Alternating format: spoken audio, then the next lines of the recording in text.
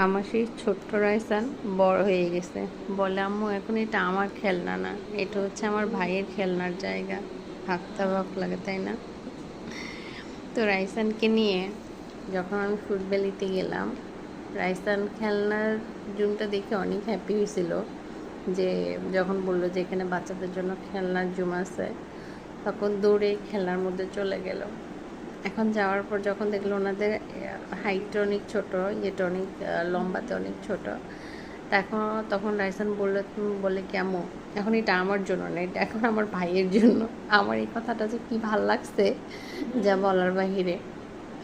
মনে হচ্ছে মানে কি বলবো, একদিক দিয়ে আনন্দ লাগছে, আর একদিক দিয়ে মনে হচ্ছে আমার ছোট্ট রাইসানটা আস্তে আস্তে বড় হয়ে যাচ্ছে।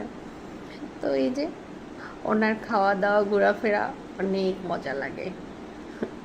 আমার রাইসানটার জন্য সবাই দোয়া করবেন, মাশাল্লাহ বলবেন।